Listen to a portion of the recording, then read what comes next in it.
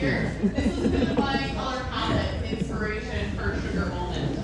So I went in the reverse, and anytime I get the chance to work with Kelsey, I get very excited and my creativity starts flowing because she is the queen of shape and texture and always gives me something oh so playful to work with. So for this color here, it is going to be mainly about the placement.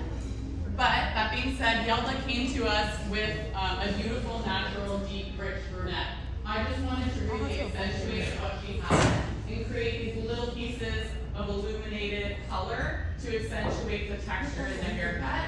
So I wanted to work with a deep, rich brunette, and I love pairing that with a nice, perfectly beigey, milk chocolatey little fleck of light. Okay, so those are kind of the tones that I wanted to work with.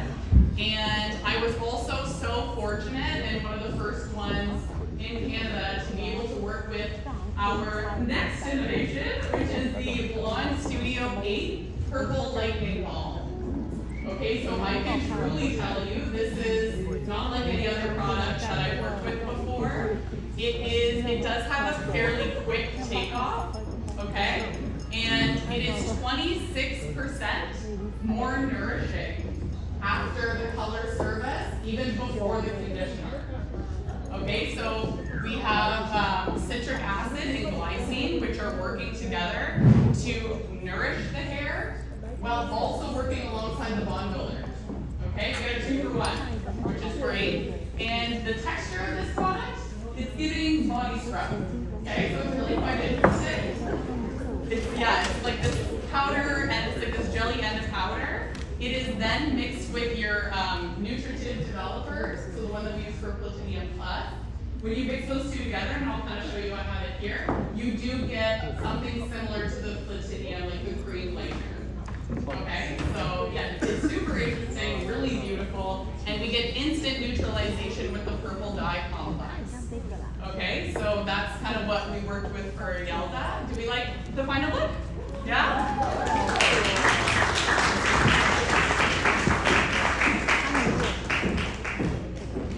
Okay, oh my goodness, sorry, I started with you. we got a lot together. We got a lot. So this is my next beautiful client, Danielle. And as you saw during her walk, she has very beautiful, thick hair. So she has fine strands, but a high density. And so how many people have been cutting loads of layers, loads of butterfly layers, let's say? Yes. So as much as I love that haircut, I've also been seeing a lot of TikToks of girls crying when they air dry it themselves, because that's on my hair for you page. Yeah, and I honestly like it kind of, for that reason, it's not always the most beneficial haircut for every hair texture. So I wanted to create a technique where someone with a finer strand, even with high density, can have this beautiful movement without constantly having to worry about round brushing, curling, or concealing those concave or convex layers. So what I'm going to do for this haircut is, I'll get my head sheets up. Beautiful. So it's simple. It's 3 horseshoes, and what I'm doing is I'm over-directing everything to the front. My first horseshoe is for density for her perimeter. So I'm not going to introduce my shear too deep in, and I'm simply going to wrap it smooth to the front, cutting on top. What that's going to do is it's going to create movement in the interior and start to chip away at that heavy square weight in the front. I'm going to do the same thing on all 3 sections. So I'll drop down my next horseshoe section. I'll spin her this way. And then I'll come back around to you. So I'm going to wrap the hair smooth on top. And as you can see, I'm going to be cutting on top of my section here. So for this section, I came quite far out to maintain density. This one I can go much further in. And I decided to call this haircut the flutter cut instead of the butterfly because not only is it a softer haircut, but it's also the technique that you're going to use with your scissors of a really soft fluttering of your blade of a full open close. If you see notches in your haircut, you're not fully closing the blade as you're moving it through the hair. Generally, you're kind of cutting and stopping, and you'll literally see the little stop marks in the haircut. So it's really important to continue to flutter that blade over the section. I'll pick up my next horseshoe section. Again, wrapping smooth on top. Got my guide here coming in. And I'm slowly fluttering open, closing my blade. Knocking off that final corner. And as you can see, the hair is starting to lighten up and move around quite a bit. I'm going to continue to move on to the top. Victoria, how's it going? We've started to. Oh, have you? Okay.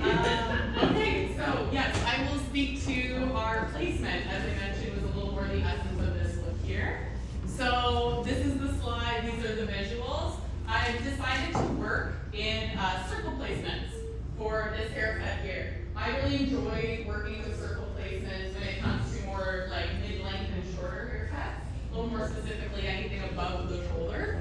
And the reason I like to do that is I find that each zone and each panel addresses the different rounds of the head, and that's generally where a shorter and mid-length cuts, the haircut shape or texture starts to change.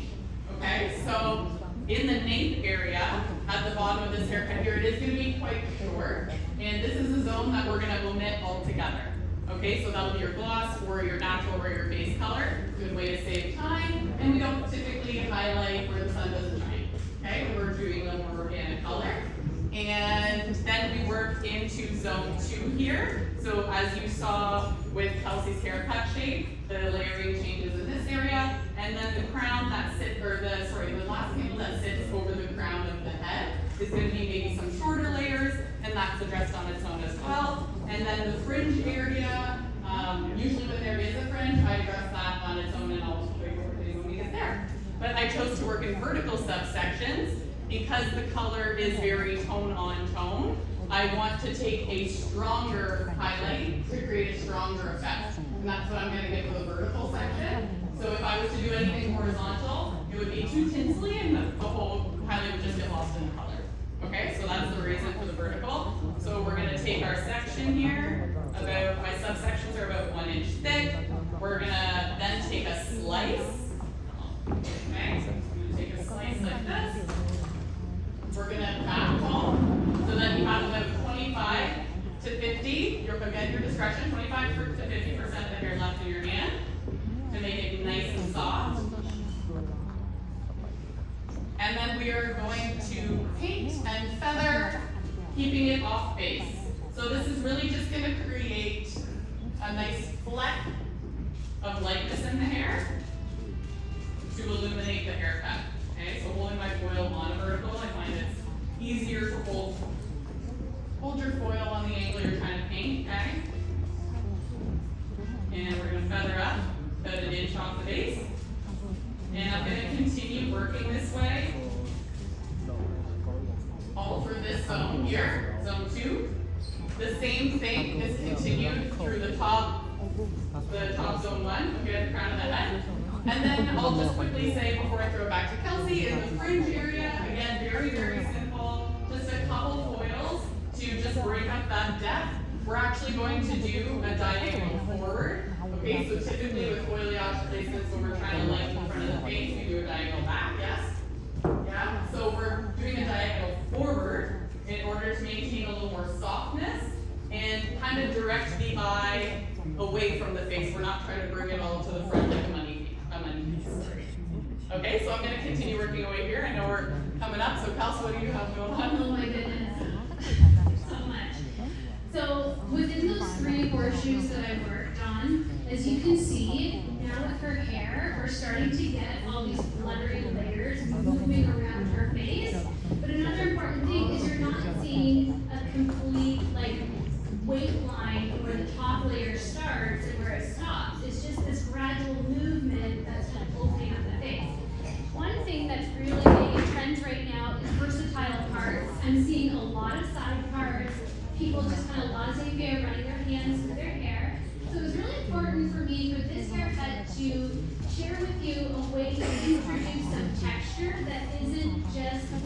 into a center part.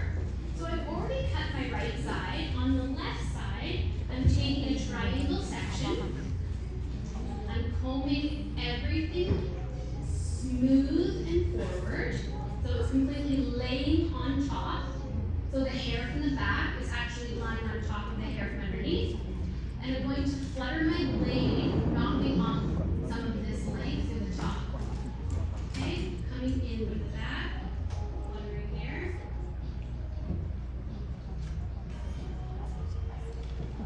Knocking that off. And as you can see, I've created short to long all around the front. And now what that's going to give me is this disruptive play, so that as she moves her hands through her hair, she can also get this like stunning side swept moment to her hair. Sorry, a nice little side sweep movement, and that's because we reduced some weight from the front, so now she can move it left, right, even center. How does that feel for everybody? Good?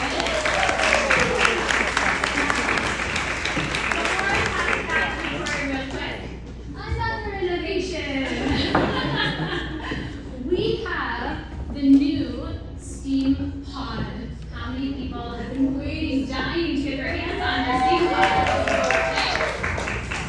So I love the original steam pod. I even loved it when it needed an entire room in my house for the watercraft that it came with. So I love it even more now. When people think of steam pod, they tend to think of straight, skinny, sleek hair, and that's it. However, it is a beautiful tool to create curl and movement and bounce in the hair. And that's what I'm so excited about with the new gen of our steam pod 4. So as you can see, one of the biggest differences is the chrome detailing throughout the sides. This actually now heats up. So as we start to do curling techniques, we're going to get more bend and more bevel with a more consistent heat wrapped around the hair. Does that sound good for everybody? Yes. Now I know what you're thinking. I'm gonna lose my fingerprints. Chỉ là lòng ban hồi quạt đánh gà咁你thành cái lựa chọn pháp cũng mà chuyện cho chuyện là chuyện luôn I'm going to use my steam pod. ABS 喎呢個變咗 Which is from our Checking Art line course, Hold It For, which is a beautiful thermal modeling spray can be used on wet and dry. And I actually love to pair my plea with my steam pod. How many people have played around with plea and steam pod? Yes, actually? Who loves that? I just like plea. I think he said I do it all the time. That's what I heard. So I'm gonna go through, I'm gonna lightly dampen a section with my plea. I've got my steam pod heated up. I'm gonna come forward. I can grab the cool tip and just create a very soft, effortless bend. Is that exciting? Yeah, I feel great about it. Victoria, how's it going? Really good. So I'm just finishing my fringe area here. And in the interest of time, I know you guys heard a little bit about Dia Color earlier with Chantel. And who's got the chance to try it in salon? Do we love it? Yeah. Okay, so I'm here to kind of speak about a couple like pro back pocket tips. You got the more technical information from her. And so I've been playing around with it for about 3 months now. And I did gloss our sugar almond.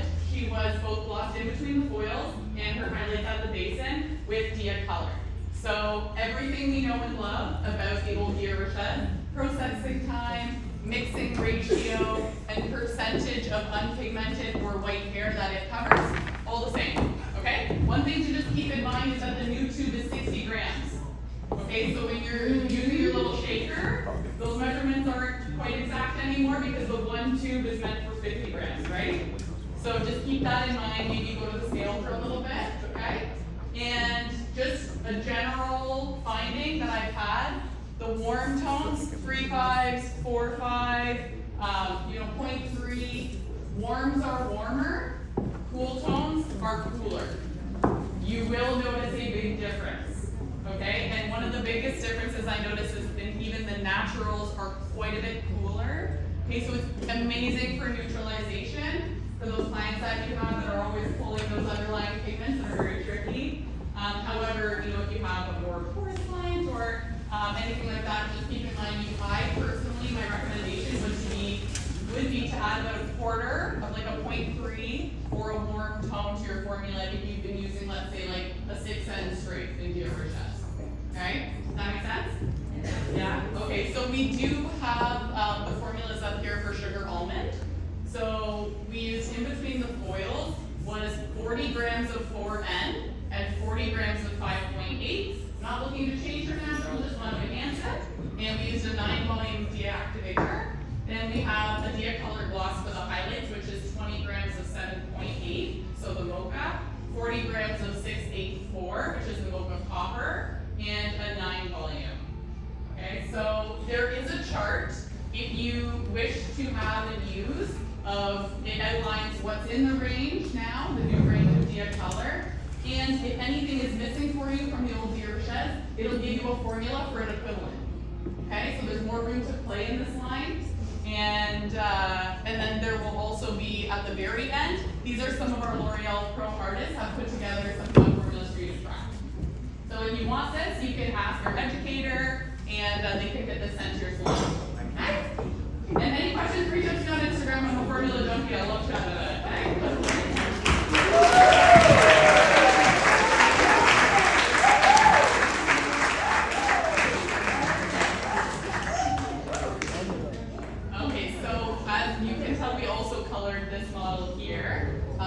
This is one of my go-to placements, my signature placement that I've created that really brings me a lot of success behind the chair. So this is something that I do like to teach in my masterclass when I come and work one-on-one with you. So it's a modifiable technique, it's efficient, it's reliable, and like I said, it's something I use 98% of the time.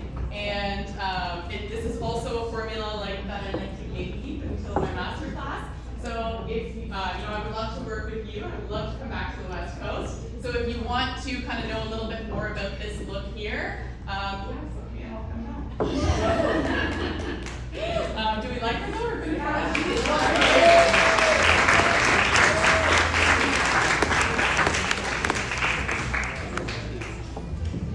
Okay, we'll also ask Dylan to come back out to the stage.